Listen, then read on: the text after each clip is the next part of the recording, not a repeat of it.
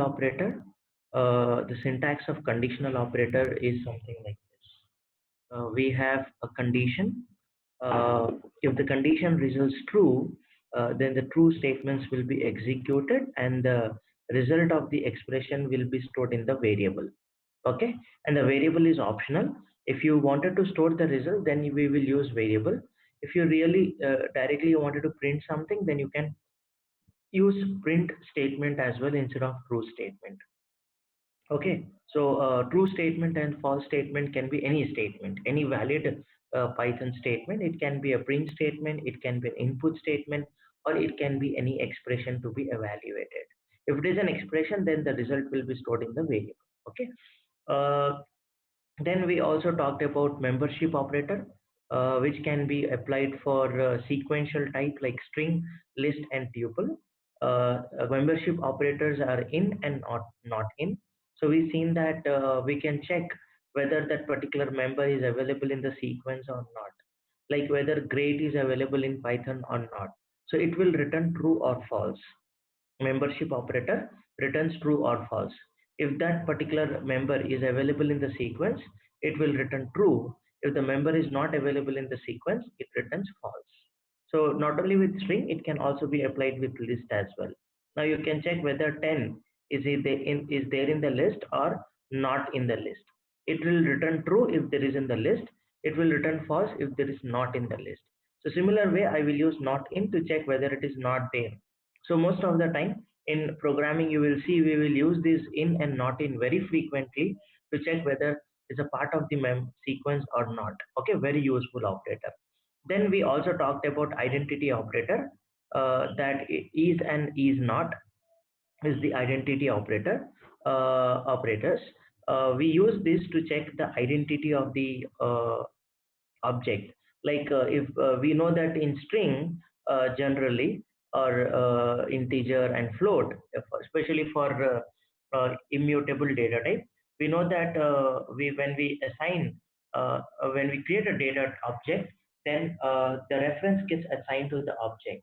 And when we try to create a similar object, we know that in a heap, two objects of same type does not exist. Okay, so if hello is already available, it will not create you another object called hello. It will simply assign reference to that object. So both the reference shares the same memory with the address called 2001. So if you ask S1 is S2, it will check is S1 and S2 address are same. Yes, if S1 and S2 are pointing to the same object, then it will return true. Okay, and if we create another object called world, as world is not available in the heap, so another object will be created called world, and S3 will be pointing to that object called world here now. Then if I ask S1 is S3, are S1 and S2 are pointing to the same object? No, they are not pointing to the same object, so that way it will return false. It will return false. We also talked about list, but as it is list is mutable, so even though the content will be same, they will create separate objects. They will create separate objects now. Okay. Yes, Udit. Actually, yes. Okay, you can use nested conditional operator actually. So that was the exercise yesterday. We'll talk about it. Okay, we will solve that problem so that we will learn how to nest a conditional operator. Okay, so we will get back to that. So we said that list is a okay. There is a question. I will how memory is allocated. Okay, I'll like to answer your question, okay, in a moment. So L1 is equal to, when I say square brackets 1 2 3, a memory gets allocated with a list, and L1 will be referring to that particular list now. When I say L2 is equal to square brackets 1 2 3, as even though the data is same, but different memory will be allocated. For immutable type, same memory got allocated because we know that the object will never going to change. But in list, as it is mutable, the object will change, so separate memory will be allocated. Because if say same reference are pointing to the same memory, then change in one will affect the other. So that's why it is not preferable. So that's why the memory allocation for the mutable data types will be different. Okay, so when I say L1 is L2, the answer will be false because both are pointing to different memory location. The output will be false because both are pointing to different memory location. And we also learn the difference between double equals and is operator. So double equals is used to check the memory, okay, but this is operator is used to check the addresses actually. Now if I just get back and ask the same question, that L1 is equal to L2, when I ask L1 is equal to L2, or I'll use a different pen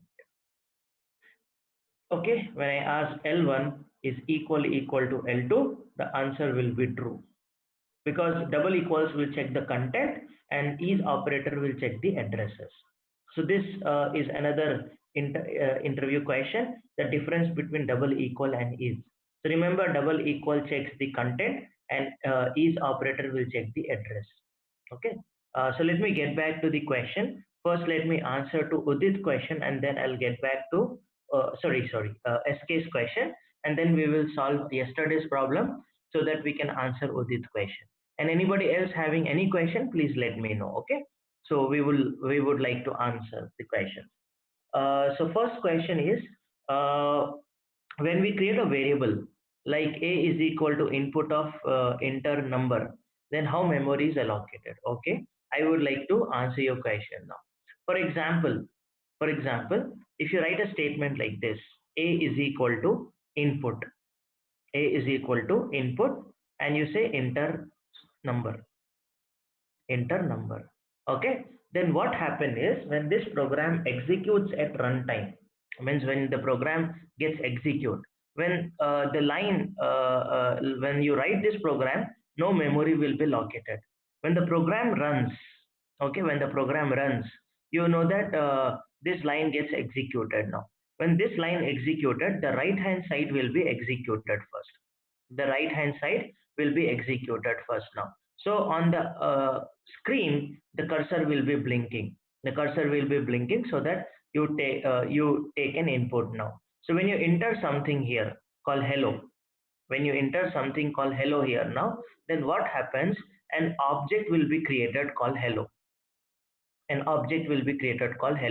okay, because when you enter this hello, the input function is responsible for taking the input and creating the object in the heap memory, because it takes the hello from the keyboard and it goes to the heap memory and allocates, it creates an object. Now that is a responsibility of input function, okay, and of the appropriate data type, because input function will actually always returns you string type, so we know that string object gets created. Now string object gets created.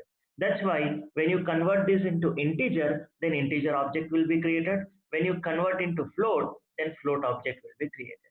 So that's why I told you the data type will be decided at the runtime. The data type will be decided at the runtime. So that is why Python is called as dynamically typed programming language, because the input function, or at the time of you enter the data, based on the type conversion or based on the function you have written, the object will be created of that particular type, and the memory will be dependent on that object type actually. And once the object gets created by input function, and the address will be written to a, so a is a reference, will be referring to that particular object. Okay, a will be the reference referring to that particular object. Let me explain once again, that whenever you write this input function, the responsibility of the input function is to read the data from the computer memory, read the data from the keyboard and create an object in the heap memory. Okay, create an object in the heap memory. And once the object gets created, the reference of that object will be referred by this a now. So meaning the address will be written by input function. After creating, it will return you the address, and address will be saved in a variable called a. Address will be saved in a variable called a. So if you write a is equal to hello directly in the program, or if we use input in the program, memory allocation is done at the runtime only, 100%.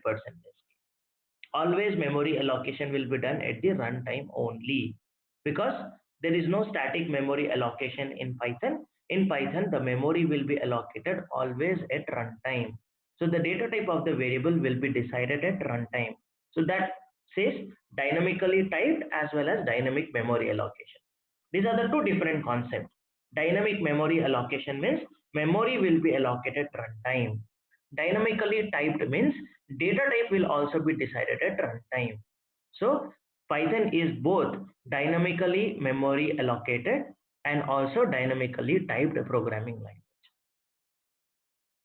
I hope you got it, SK.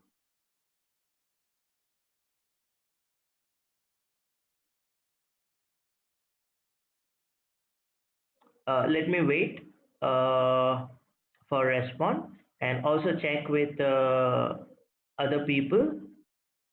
Do you have any question regarding memory allocation? Yeah, thank you, SK, for confirmation. Let me check with others as well. Anybody have a question related with memory management and input and all, you can ask now. Okay. Thank you, Nitin, for confirming. Okay. So I think we'll go for the homework question. We will try to solve this problem now. Okay. We'll try to solve this problem. So let's get back and let's say, Roshan, we haven't discussed anything yet. Okay, we haven't discussed anything yet. We are going to solve yesterday's homework. I hope you're done with yesterday's homework. We ask you to write a program to find the largest among three numbers using the conditional operator. Okay, and here, yeah, thank you, Vishwajit, thank you, Udit. But let us discuss about this problem for 5 minutes, and then we will go for next operators. So we will conclude operators this week, and next week we will start discussing about flow control, the next most important topic and interesting topic as well. Okay, operators are okay, straightforward, but important, guys, because most of your aptitude will be twisted, or generally people get feel little complex questions in aptitude from this particular topic. So one has to be very good with operators, so that because they use these operators a lot in their programs actually. Okay, we use these operators. These are the fundamentals for any logical problem solving. So that's why one should be very strong with operators to get solve logical problems in our future sessions. Okay, so let's get here and talk about like how you find the largest among numbers using ternary operator. Okay, let me show you the sample input output, then we will discuss. So you're accepting the first number, you're accepting the second number, you're accepting the third number. Then you're going to print largest among these numbers are so and so. That is the thing. But let me explain you the question first of all. What will be the logic to find the largest of a number? What will be the logic to find the largest of a number actually? Let me check. Can I increase the width of a pen? Mm, I'm not sure about it. Okay, so let it be, no problem.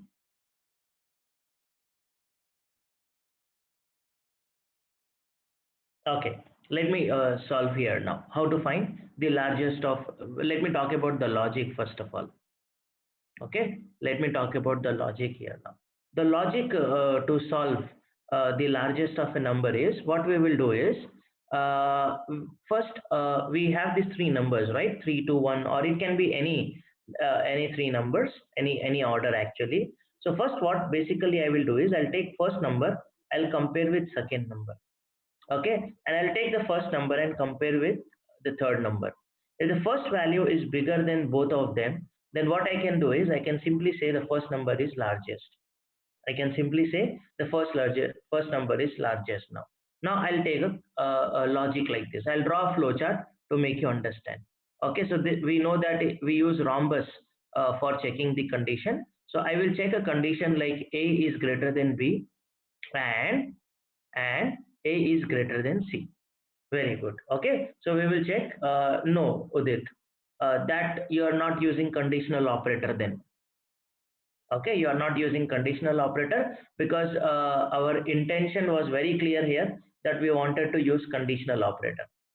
Our intention is very clear that we wanted to use conditional operator. So we have to compulsory solve this problem using conditional operator only. Okay, that's fine. That's fine. Okay, that's fine. That's what we will be discussing here. That how to solve this problem using conditional operator. Because that way we will learn how we nest the conditional operator. Now here, if it is true, what we are doing is we are printing that A is bigger. Do you agree? We will be printing A is greater if A is greater than B and A is greater than C. Okay. Udit confirms that if A is checked with B and A is also greater than C, then I can simply print A is greater. Very perfect. Very perfect. Okay, I'll start writing my program now. I'll start writing my program. So Aditi and everyone has confirmed that you can check that A is bigger. So I'll go with my Python shell. I'll start my script. I'll open my script now. So I'll go here and say open. We'll get something here, demo, and we are here now. Okay, we are here. Now I'll start writing my program. The first thing is I'll accept the first value from user and then convert into integer. So I will say input and say enter first number. Okay, enter first number. Okay, similarly, I'll copy this line and I'll write it for two more times. I'll write it for two more times now. So here I will say enter second value and enter third value. Enter second value and enter third value. So I'm taking enter first number, enter second number, and enter third number. Now what I can do is I can start writing my conditional operator. I can start writing my conditional operator. What I can do is, what is my true statement? I can say print. Okay, I can simply say which value is greater. Okay, I will get back to actual way what I want, the sample output I have given. I'll print it. Okay, change to second and third. Sorry, Satyam and Rajshekhar, I did not get it. Oh, yes, thank you. Okay, so I need to change this to second and third. Okay, thank you. Okay, so perfect. So I'm storing in ABC, and here I'm just saying enter first number, enter second number, enter third number. Perfect. Okay, yeah, thank you. Then what I will do is I will print simple sentence first of all that A is greater. A is greater. When I will print this A is greater, if that is how we should start writing the logic. Okay, that what you want to print as a true statement. As a true statement, I wanted to print that A is greater if okay,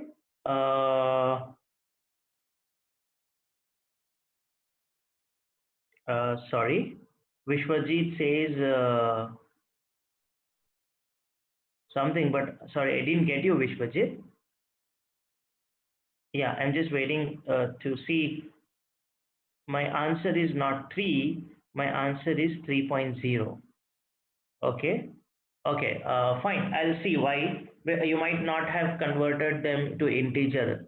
Check once, Vishwajit. If the number is converted into integer, obviously the answer will be in 3. Okay, now what I will do is I'll check this condition. If A is greater than B and A is greater than C. So I done with my first thing, that I'm saying that if A is greater than B and A is greater than C, you print A is greater. Okay, A is greater. So I'm printing A is greater if A is greater than B and A is greater than C. So that is my first logic here. That's what I explain you in here now, that I'm checking A is greater than B and A is greater than C. I'm printing A is greater. Now tell me in the program in else part, because we know that the conditional operator will also have an else part. It's mandatory to write the else part now. Okay, so what we will write in else part now? A is greater, or sorry, A already we checked. So shall we write B is greater or C is greater? Even in our diagram, in our flowchart. Okay, what should I print now? What should I print now if it is false? What should I print now if it is false? Should I print B is greater or C is greater? Okay, so okay, with condition. Very good, Daljit. That we cannot say directly B is greater and C is greater. Do you all agree? I cannot directly say whether it is B is greater or C is greater. Very good, right? So what I will do is I will check one more condition now. I will check one more condition here now. And what is that condition? I will compare B with C. I cannot say directly B is greater or C is greater, because A is greater than B and A is greater than C. Then I can say A is greater. Now, if A is not greater than B or A is not greater than C, then obviously don't compare A again. Don't compare A again. Simply compare B with C, and if this condition is true, you can print B is greater, otherwise you can print C is greater. That's all. That's all. You can stop. You can just connect to a connector and then you can stop. This is generally call it as a flow chart to explain you the flow of the program actually. And how, what will be the answer here? Let me make you understand. Let me make you understand how it will work now. For example, I enter the value as 1 comma 2 comma 3. I enter the value as 1 comma 2 comma 3. Then what it will do is it will check 1 is greater than 2. Okay, it is false.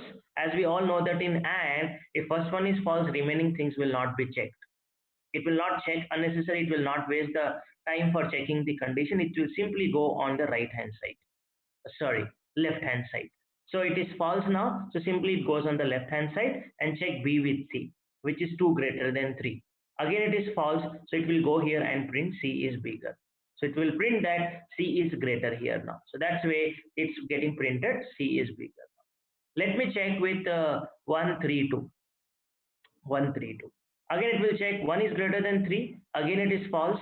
It goes on the left side and check 3 is greater than 2. Yes, this time 3 is greater than 2. So B is greater will be printed now. So for this, B is greater got printed now. Now if I take 3 to 1, what happens now? Is it 3 greater than 2? Yes, 3 is greater than 2. And again it will check 3 is greater than 1. Yes, 3 is also greater than 1. So 3 is greater than 2 as well as 3 is greater than 1. So this time this true, this time both the conditions are true. So A is greater will be printed. So that's perfectly working now. So here it got printed C is greater. Here it got printed B is greater. Here it got C is greater now. So our logic is correct. So that's what whenever you write the program from here, what I suggest is just do some paperwork, write the logic always. If you are good with the logic, then implementation of the problem will become easy. They are easy problems. I'm talking about little complicated problems that always if you done with this logical work, then you know the syntax, so it will become easy for implementation. Now I'll go to my program now. What I will do in else part is I will check the condition again. Okay, here I will print. Here I will print B is greater. B is uh, greater, B is greater if, okay, this is called nesting again. So in the else part I'm writing nested conditional operator. I'm writing one more if else in the else part now. Okay, else directly I should write it, but again I'm checking the condition. If B is greater than C, you print B is greater. Again else for this particular if.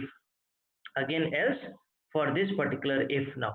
Okay, so we have this else here, and else let me just make this thing, else I can say print C is greater. C is greater. That's all. That's all. This is my nested if else. Let me explain you how it looks like. So this is my first if. Okay, first if condition. I'm saying this is my true statement. It will get execute only if this condition is true. If this condition is true, it will simply execute that A is greater and comes out of the program. It will come out of the program now. Okay, it will simply come out of the program. Otherwise, if this condition is not greater, it will go to the else part. In the else part, what happens now? It will again check the condition. If B is greater than C, it will print B is greater. Otherwise, it will print C is greater. Otherwise, C is greater. No doubt, Udit and Vishwajit, your programs are correct. But what happen is there are two problems in your program.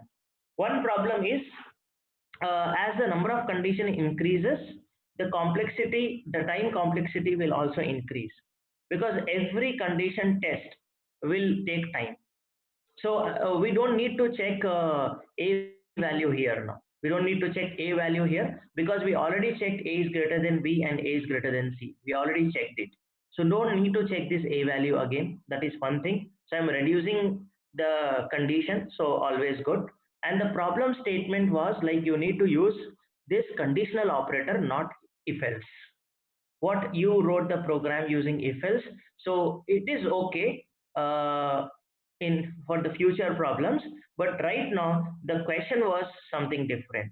So sometimes they ask you to use ternary operator, and if you write in other way, that way they think that we are not familiar with the syntax of this particular thing.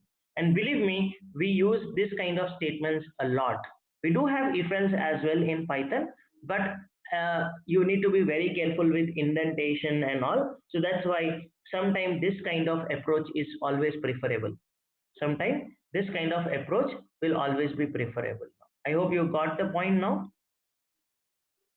Okay, so that's why we wrote this way. Now let's run this code now. Let's run this code and check with all the test cases. So I give 1, 2, 3, and it says C is greater. It's working. As you can see, enter first number, enter second number, enter third number. So I'm writing and it's printing C is greater. Now let's go here and run the code and check with the different number 2, 3, 1. It's saying B is greater this time. B is greater this time. I'll run the code again, and this time I will enter 3, 2, 1. It says A is greater. So you see all the way it's printing which number is greater. Now here it's printed C is greater, here it printed B is greater, here it printed A is greater. So all the three test cases is getting evaluated. So it means that our program is perfect now. It's printing me whatever the jumble numbers I enter. It's printing me which number is greater. It's printing me which number is greater. I give random numbers now. Okay, 34, 23, okay, and 12. It says A is greater now. 34 is greater. So you give random numbers, still it will tell you which one is greater. Got the point? Understood everyone? Please take this program. Okay, especially how to write nested conditional operator. How to write nested conditional operator. So I'll put this in second line so that you can understand now. So I'm printing this if A is greater than B and A is greater than C. Else I'm writing one more conditional operator. You see, I'm writing one more conditional operator now. So that way, this is called nested conditional operator. Okay, if you are getting confused, I will put parenthesis so that you can understand this is nesting. Whatever I wrote in parenthesis is nesting now. In else part, I am writing one more conditional operator. In the else part, I am writing one more conditional operator. So Vishwajit confirms, Saif confirms, Ubul confirms, Rajshekhar, Aditi. Okay, thank you everyone, and let me check with others as well. Yeah, thank you, Roshan. No, actually it's a one line only. It will take automatically in one line. We cannot write in two lines. Yeah, Shikawat, I will explain this line. See, what happened is, suppose I give some input, like if I take this first input now, 34, 23, and 12. So you see here, you trace it out like this. Is it 34 greater than 23? Yes. 34 is greater than 12? Yes. Then A is greater will be printed. A is greater will be printed. Suppose you have given 1, 2, 3.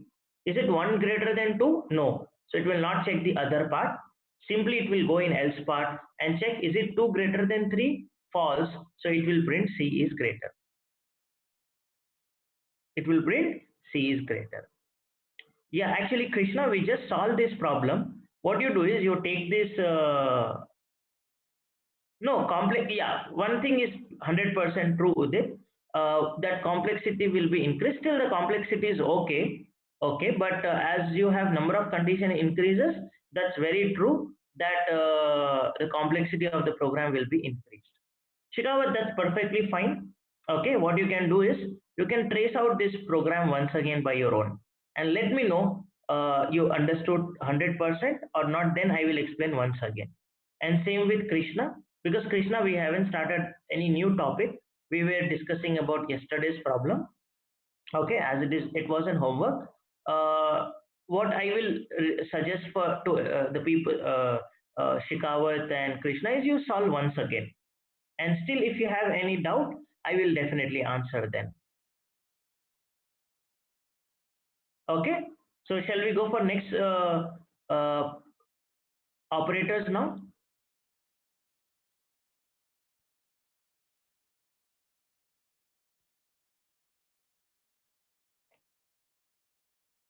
Yes, I can do that, but we haven't discussed the topic. See, the problems are based on the topic, Udit.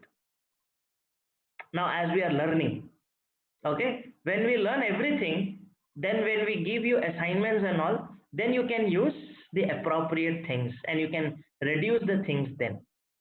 Sure, I definitely I can use list and I can solve my problem, make it little better, easy, but the topic and the program was completely different. It's asking you to accept three numbers and find it. So that's why there are other ways as well, definitely in Python. But as we are learning concept, so what is this problem is all about? Using this problem, what we try to understand is how to write our conditional operator, and that too how to nest our conditional operator to understand little better way. So it's concept based programs, so that's why we cannot implement or try in other way.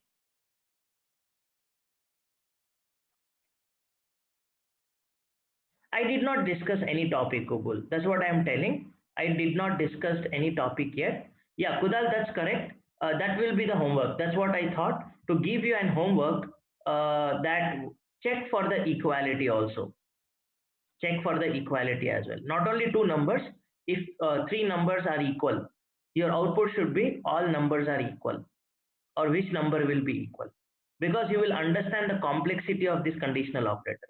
As Udit says, that's 100% correct, that the complexity of this will increase as the number of condition increases. So that will be the starting point for our if statement. Then you will understand why we have if statement, and also this kind of statements are very interesting and very useful, guys, because if statement and else, if you write the same program as Udit has sent me, Vishwajit has sent me, I can see that the programs are around 7 8 lines of code. Okay, that's what Python is all about. I told you, in Python the greatness is, can you write in single line? So that will be the question always in interviews, guys. You'll face a lot of question in interviews, that it will ask you, can you write the program in single line? So this is actually a single line program. Yeah, I discussed only, I revised yesterday's things, Ubul, and I just discussed this problem. Now I'm going to start. uh, no problem, Satyam, you just write in one line. I just put in next line to, because you cannot see the complete code, just to take down, note it down, I just put in next line. The editor will take care, actually, Satyam, but you don't worry. Generally, it will be in a single line. Even you write in next line, the editor understands, okay, it's in a next line. So it's editor responsibility, not your, but generally this is one line code actually. Okay, so I hope you all got the point, that we are trying to solve this problem using conditional operator. We are trying to solve this problem in conditional operator because they may expect you to write the program in single line. Then this knowledge will help you. So we should have a knowledge that a problem can be solved in multiple ways. A problem can be solved in multiple ways. So I am totally agree with everyone here that a problem can solve in many ways, guys. I'm not saying your way is wrong or my way is correct or the other way is wrong, something like that. A problem can be solved in multiple ways, and based on the requirement, we need to adopt different ways of solving the problem. That's our concern actually. Okay, so let's get back and talk about other operators. Let's get back and talk about other operators now. The next operator I would like to talk about, a very simple operator, a very simple operator I would like to talk about here.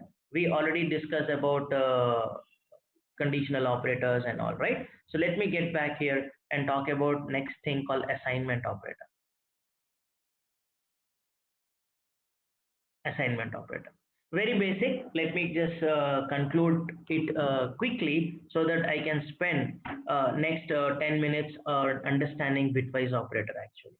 Okay, so let me talk about this assignment operator.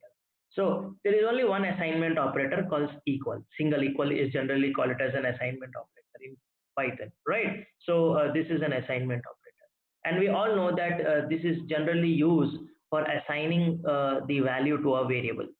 This is generally used to assign a value to a variable. Like we already seen that when I say a is equal to 10, so 10 will be assigned to a variable called a.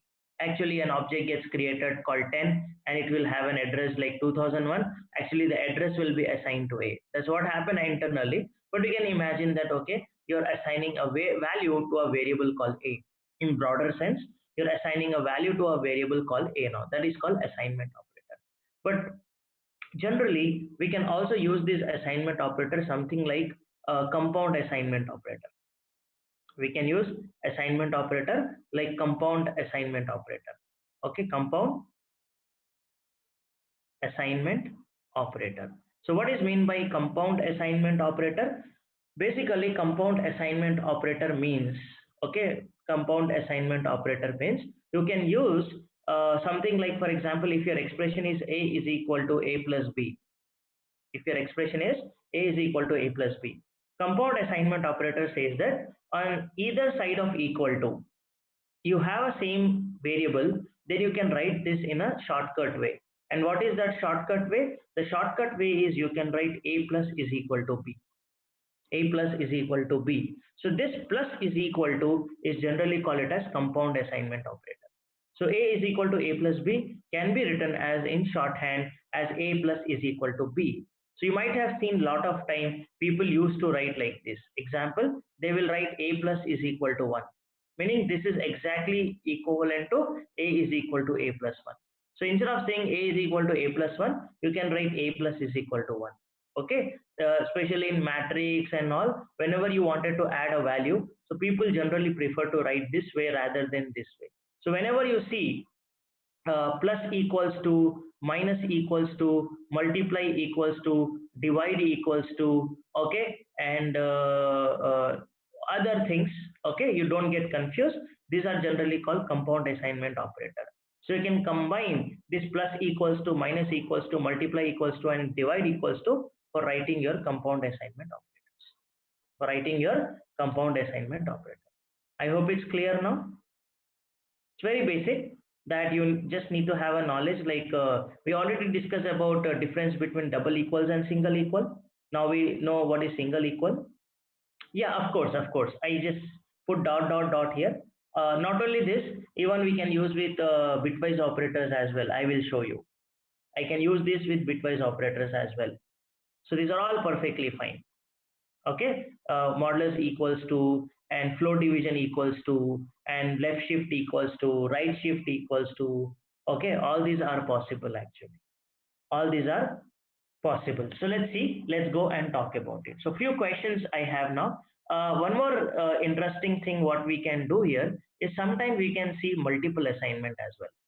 Sometimes we can use multiple assignments also possible in Python.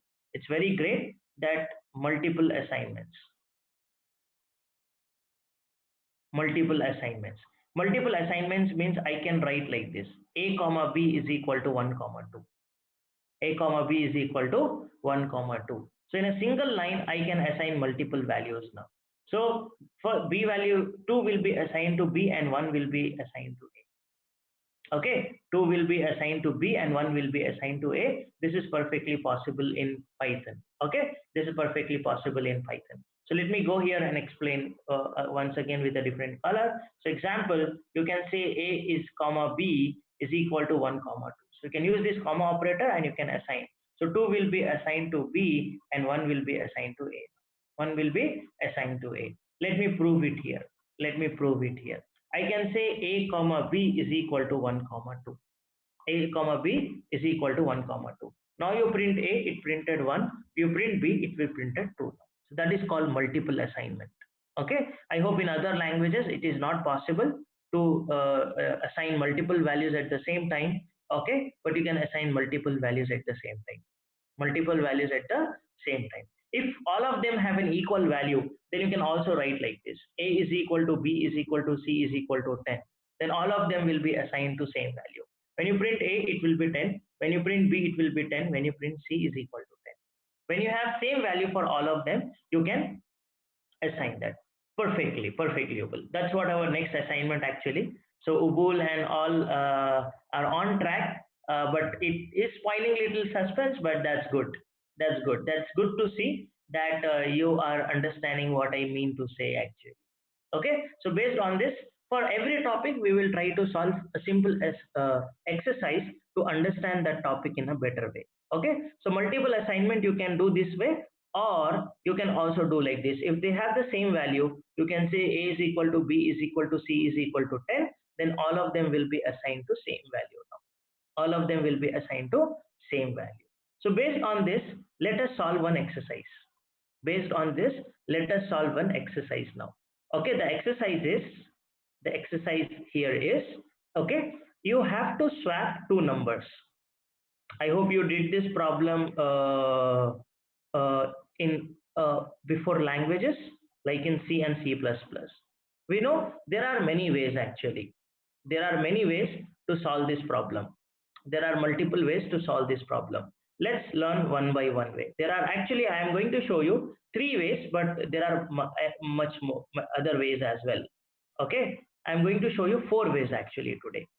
I'm going to show you four different ways of solving this problem now. Okay, shall we go for four different ways of solving this problem? Swapping of two numbers in four different ways.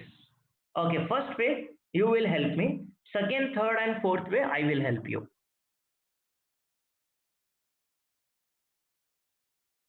How many ways you know, guys? Udit, Ubul, Satyam. Okay, you said me right. First way you already told me. Yeah, that's true, Ubul. That's true. Okay, using third variable. Perfect. The first way is using third variable. Okay, the first way is using third variable. Okay, Kudal knows all the four ways. Very good. Okay, using third variable.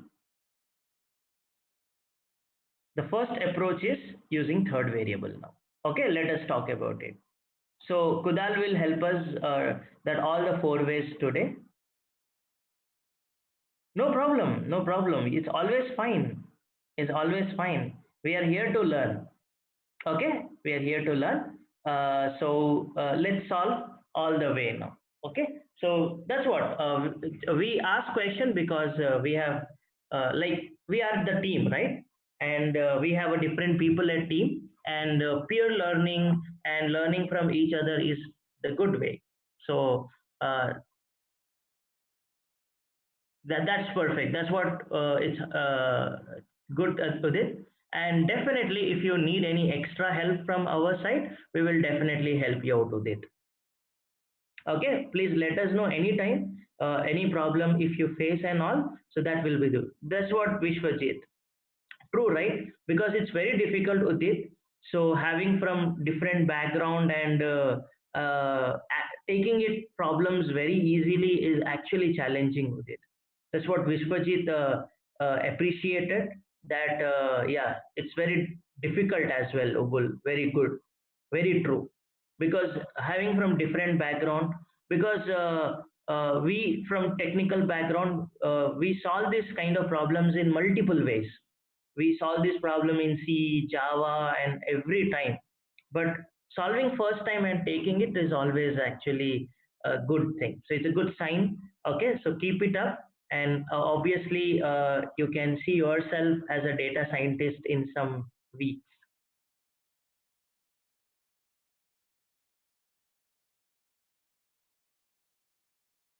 Yeah, that's true, Narendra. Okay, so that's definitely acceptable. That learning as a team, that's what we have a WhatsApp group. Still, it's little inactive, but slowly we will make it active so that people will share their knowledge and everything. Okay, very good. So Nitin and all has come up with different solutions.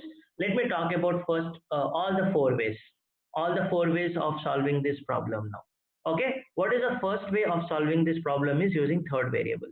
You know that if I have A is equal to 1, A is equal to 1 and B is equal to 2. A is equal to 1 and B is equal to 2 now.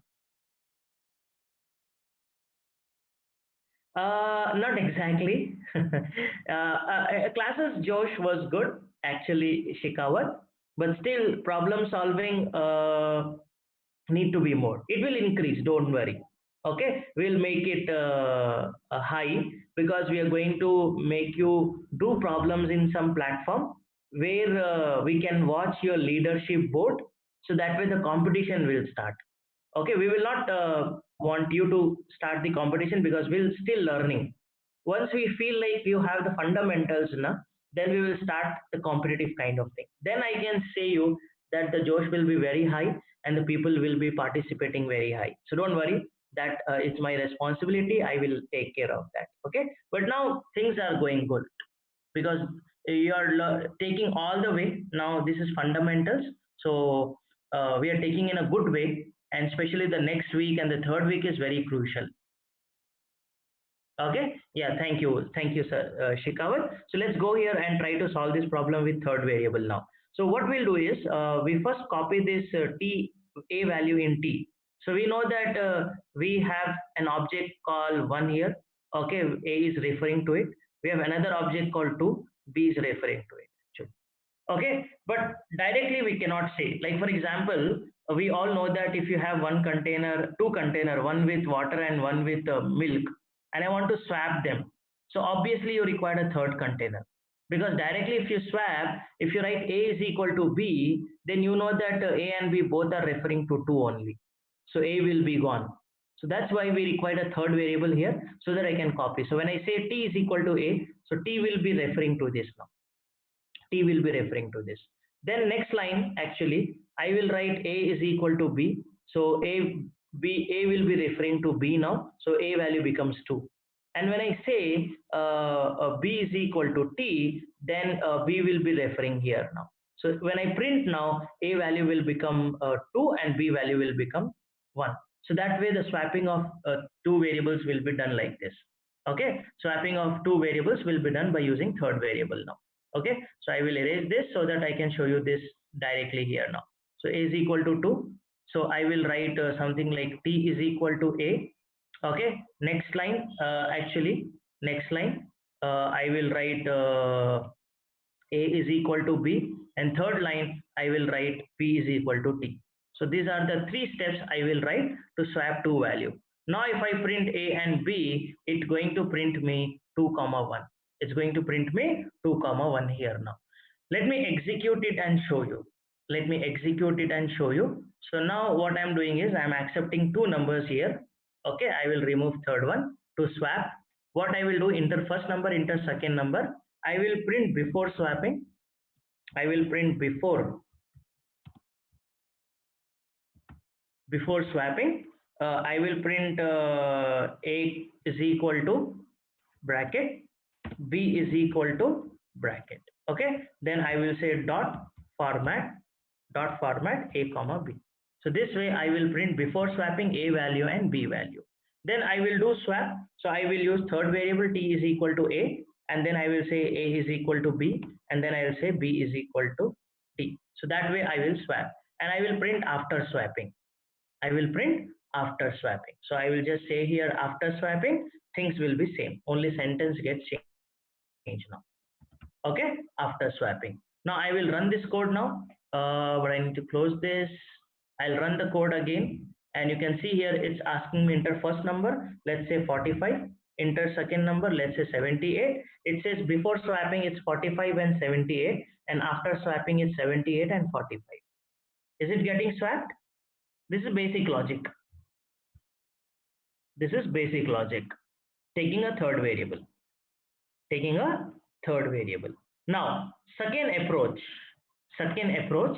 is without third variable.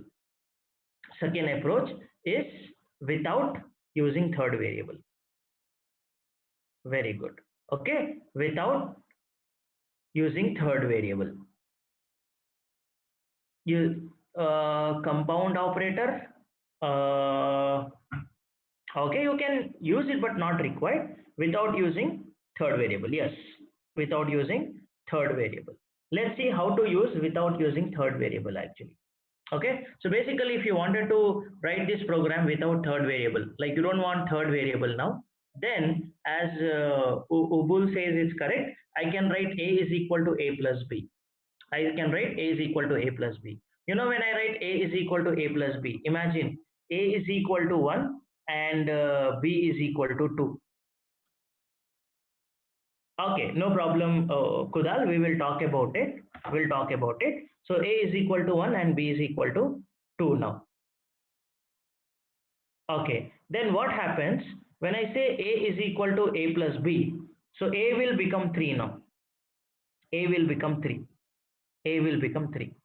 So once a becomes 3, a is equal to a plus b. Now can I just say a is equal to a minus b?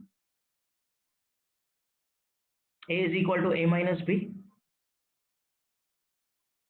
Okay, so when I say a is equal to a minus b, now a becomes 2. A becomes 2. A becomes 2. When I say b is equal to a minus b now, so a is 2, so 2 minus, sorry, I think I need to write it in something reverse. I will say first b is equal to a minus b. So what happens now? Yeah, I will assign them. So b is equal to a minus b. So b will become 3 minus 2. So b will become 1. B will become 1. So b become 1 now.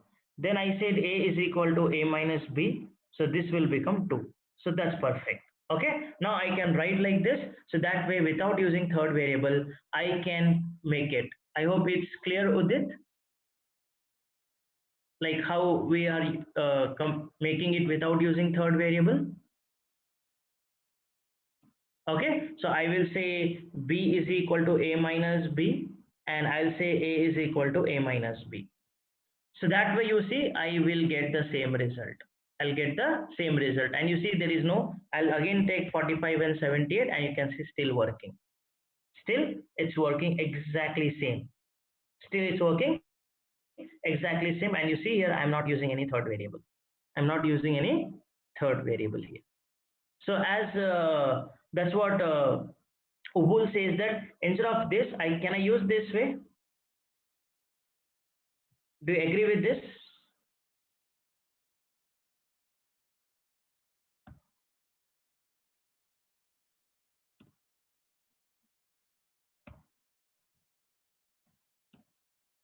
I can use a shorthand assignment operator, right? I can use shorthand assignment operator now. So that way I can run this code now. I can give inputs till it works same. Like I give 1 comma 2, it says 1 comma 2 and 2 comma 1. Perfectly working. So I can take it but not needed, but that's perfectly fine. So better to understand. So this is our second way without using third variable. Without using third variable. So what is third way? Anybody? What is third way?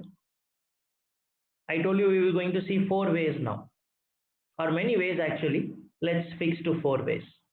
Third way, it's just Python style, using Python. Okay, multiple assignment.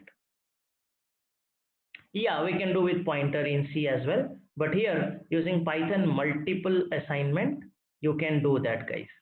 Using multiple assignment, you can do that in Python. What I can do is, that's the beauty of Python. I can write this in a single line, guys. I can write this in a single line. I can write a comma b is equal to b comma a. I can write a comma b is equal to b comma a. That's all.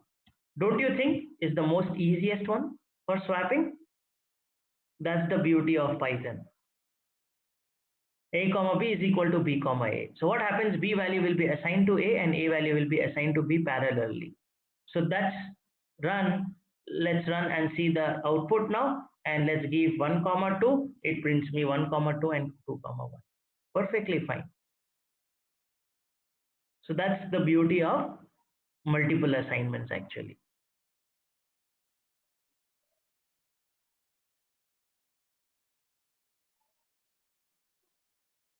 Okay, so Vishwajit confirms, Ubul confirms, Kudal, Satyam. Okay, everyone confirms that we can easily use these multiple assignments. I can swap the number. Okay, so thank you everyone for confirming. Let's have few questions to make. Let's see whether you understood this assignment operator or not. Okay, yeah, it's very easy. The is most easiest way to do that. So it is possible to do assignment, multiple assignment at once. Uh, we will talk about Udit, but most of the time, you need to swap the values. Okay, you need to swap the values generally. Meaning what?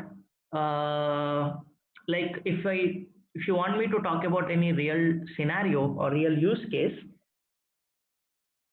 mm, I can say it's a very general use case that most of the time you have two values and I wanted to, by mistake, I have given wrong value, I need to swap it off. Generally, like in sorting, okay, I wanted to sort the values. Not only two, I have many values and I want to exchange them each other. Getting my point, Udit? Like you have numbers, like for example, I have age, all of your age now. Now I wanted to arrange your age in ascending or descending order. So I will compare your age with next person. If your age is less than the next person or greater than the next person, I will exchange them or swap them. One of the very real use case is for sorting the number, or in many reasons we will use them. But one of the real use cases in sorting the numbers. Especially there is a special sorting technique called bubble sort, where we swap the numbers comparing to each other. Yes, right. So that way very useful. But there are many other use cases where we use actually swapping of the number. So it's an important logic actually. Okay. So let's see. Do you agree with this statement? Is it possible to do multiple assignments at once? Is it possible to do multiple assignments at once? Yes, right. So we've seen that how we can do multiple assignment at once. I can say a comma b is equal to 1 comma 2. What if I print a value now? Quickly, 2 minutes. We'll quickly revise whatever we learn and we will conclude assignment operator. Okay, one. If I say b, b will be 2, right? B will be 2. Perfect. A plus b, 3. Okay, a plus b will be 3. Swapping values of two variables in Python is very simple. Agree? We already seen. Okay, agree. So it can say a comma b is equal to 1 comma 2. Do swapping here and print comma a. So what can be the change? What, how you can swap now? You can say a comma b is equal to b comma a, and then print a b. It will print 2 comma 1. A comma b is equal to b comma a. So based on this, let me have some questions. When executing assignments, Python evaluates the right hand side first and then assigns those values to the variable specified in the left hand side. So remember, first right hand side will execute and assign the value to the left hand side. So that's what it happened, that right hand side will execute and the left hand side will be done first there. Okay, that's why. Otherwise, B will be assigned to B. You may think like that. It will not do that way. Okay, B will be assigned to A and A will be assigned to B. So that way it happens now. Now, based on that, answer few questions.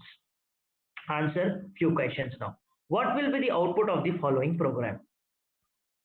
All of you ready? What will be the output of the following program? The program is x is equal to 4, y is equal to x plus 1, x is equal to 2, x is equal to 2. Tell me x and y value. X is equal to 4, y is equal to x plus 1, and x is equal to 2. Very good. 2 comma 5. Very good. 2 and 5. Right? So it will print 2 and 5. Very straightforward. Next. What will be the output of the following assignment? X comma y, 2 comma 6. X comma y comma x plus 2. Print x comma y.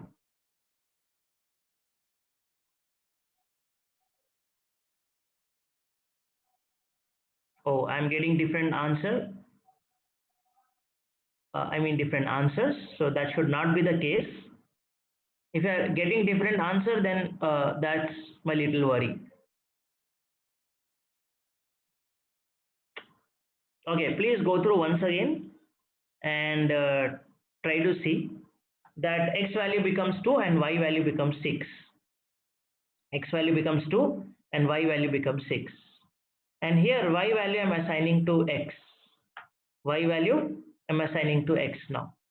Okay, what x will become?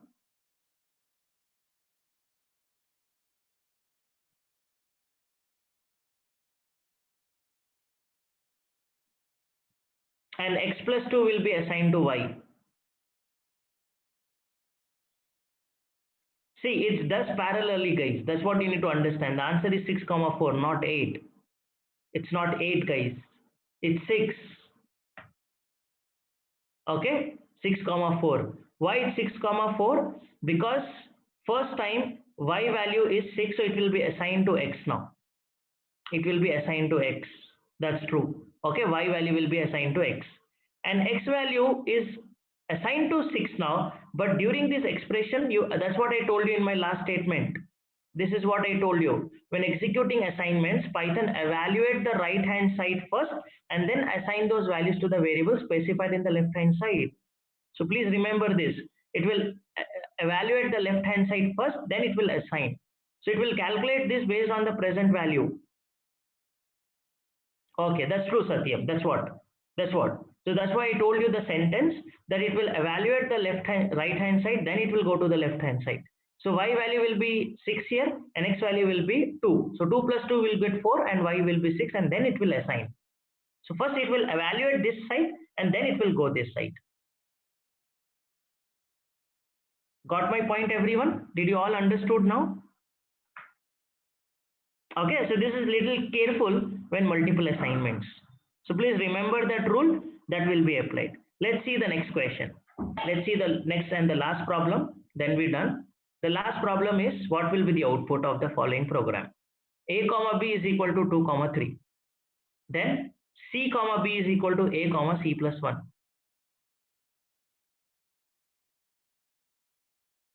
And then printing A comma B comma C. Yes, assignment operator is less priority than arithmetic operators and all. That is one reason. But in assignment, generally multiple assignment, Kodal. We are talking about multiple assignment now. So in multiple assignment, the right hand side will evaluate, then it assigns to the left hand side. Okay. So what will be the output of this code now?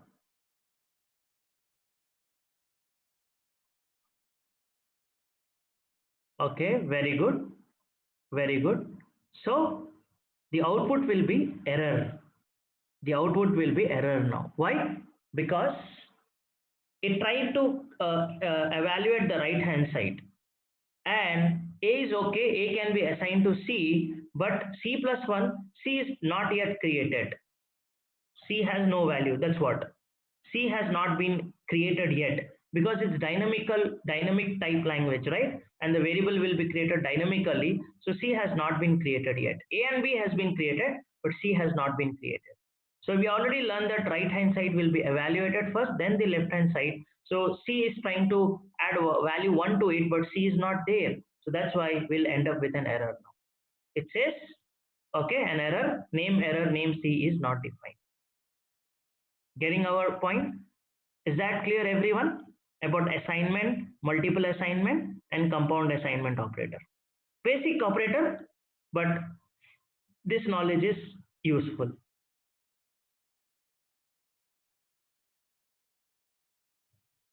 Fine? Okay, so already we have one homework. As it is weekend, can I give you one homework now? A couple of homeworks. Okay, the first homework is like you have solving assignments. Now I think it's a good time that you start solving assignments and try to use conditional operator, guys. Don't use if else. We will talk about if else then. Okay, so anyhow you have to solve assignments this week Sunday. Last Sunday I told you that the only Sunday you will be free. From now you have homeworks now. Okay, spend only some time, guys. I'm not saying that full time you have to spend. Some time, because this is a good time to spend, because after this course generally people do that. After the course they try to spend time on assignments and all, which will be totally wrong.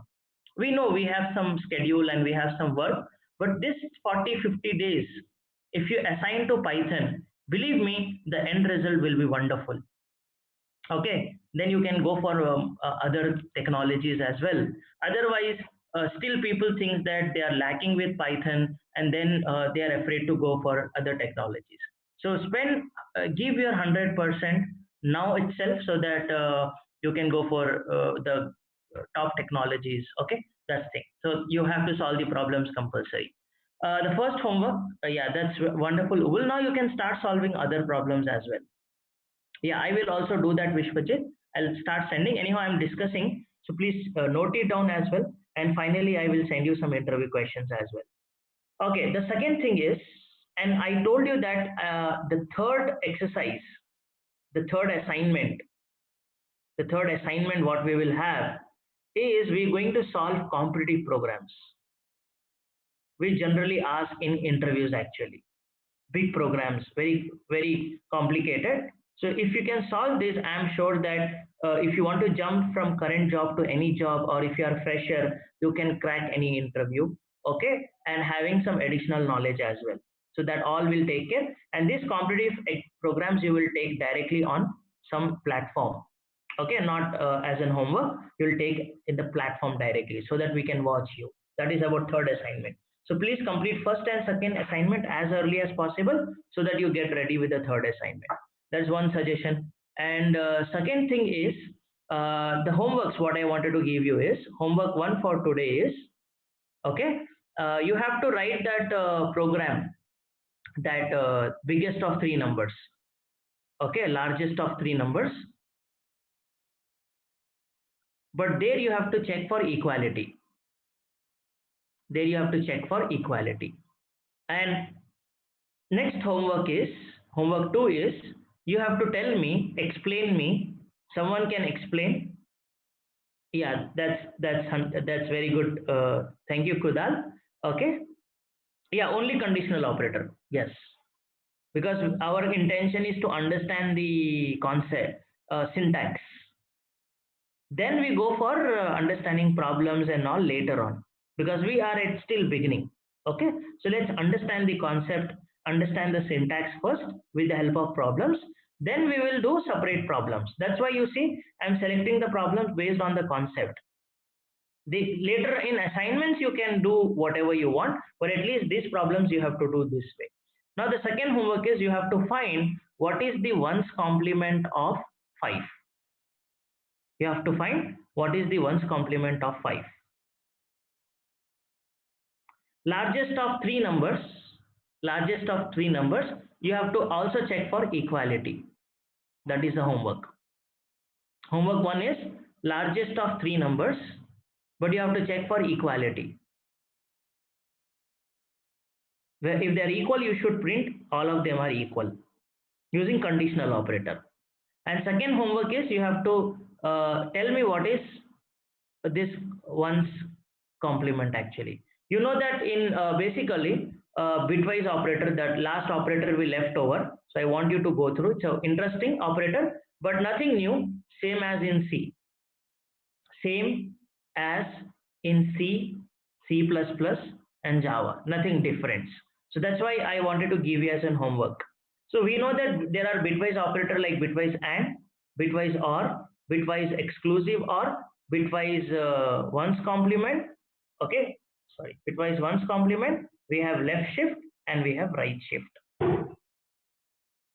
Yes, the fourth way is using bitwise operator actually. That's 100% correct, Aditi. Okay, Aditi is correct. The fourth way of swapping of two numbers will be using bitwise operator. So that can be your third homework, Aditi. Okay, using bitwise operator. Okay, so these are the four different ways you can sort the swap the variables. So try to do that. Try to do all this homework. Swap, sorry, bitwise operator. Using bitwise operator, I can say. Using bitwise operator. Now your job is you have to select which bitwise operator, whether bitwise AND, bitwise OR, bitwise exclusive OR, bitwise left shift, sorry, ones complement, left shift and right shift. That is one homework. And second is you have to find the ones complement of 5. Not only you have to tell me the answer, you have to explain why. You have to explain why. Okay, so that will be the homework.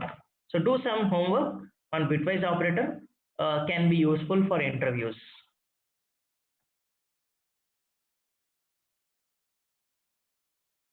Okay, so this is all for today.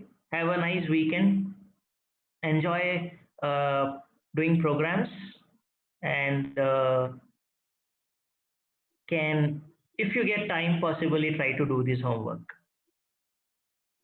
Yeah, Satyam, I will definitely check the problem number 17 from set 1.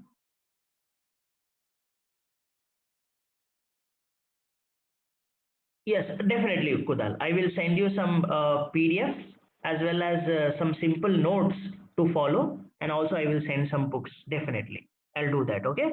By evening, I will do, Kudal. By evening, I will send you so that you can start reading as well. You will enjoy reading now, believe me. Any textbook you pick up now, I'll recommend you some textbook, and I will also forward some textbook PDFs so that you can read from your phone whenever you're free. But you will, believe me, you will enjoy learning now because you already have, I think, much knowledge than what textbooks present, because we have presented you the knowledge from 7 8 textbooks, okay, all the way gathered and give it to you. So now you will learn. When you learn, you will be enjoy learning now. Yeah, thank you, Udit, for that. So definitely you will enjoy learning. Actually, in the same PDF, I have both the assignment, Shikawat. I have sent 2 assignments all together because first assignment contains 50 questions, which are very basics actually. So I'm not considering it. I will let you know, Obul. Okay. Okay, that's fine. So there are 2 assignments. Set 1, I clearly mentioned. Set 1, set 2, and set 2 again contain level 1, level 2. You just scroll down, you'll get the complete thing and you can start solving. So first thing is solve that 50 problems. Once you solve the 50 problems, please confirm so that we can start discussing second assignment. But right now you cannot solve second assignment. We need some more knowledge for solving second assignment. But first assignment you can start solving. At least by next week you can complete all 50 problems. So make sure, if whenever you are free, try to do those problems. Not all, at least from each topic you can solve 1 or 2 problems. It's okay because I'm not worried about first assignment. But make sure for every topic you solve 1 or 2 problems. You can skip some problems if you feel like easy. If you feel that is easy, you skip. If you feel like it should be discussed, let us know. We will discuss that problem. It's about operators and flow control, like if else, while, and for loop. So you don't know what is while and for loop and if statement, that we will discuss next week anyhow. So that's what I'm telling you. After next week, you can solve all the problems from first assignment. Yeah, that's what. It's same like in C language, but the only thing is loops will be little different. No, the loops are different, Aditi. It's not same like in C language. So that's why don't worry, I will explain next week anyhow, because Monday we will start discussing flow control. We'll talk about if statement, else statement, while loop, for loop. Okay. So it's not same like in C. So that's why we need 1 week time to discuss all those topics actually. Lots of interesting things you will learn next week. So every week the things will become interesting, guys. That is sure. Yes, loop syntax is little different when compared to C language. Why, how, I will answer next week. Yeah, that's definitely, Aditi. Definitely, I believe that once we cover fundamentals, na, you enjoy like anything. That is my guarantee. So Python is actually very interesting and exciting programming language. Okay. So have a good day, guys. Okay. Not exactly Aditi, but it's completely on Python. Okay. Yeah. Have a nice weekend, Vishwajit. Okay. Good day. Bye. Thank you, Satyam. Yeah. Thank you. Have a good Sunday. Have a great weekend, Shiva.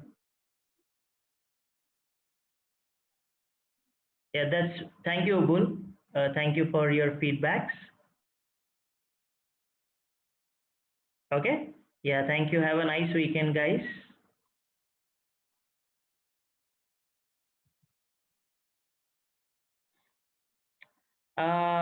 Yes. Actually, yes, Nitin.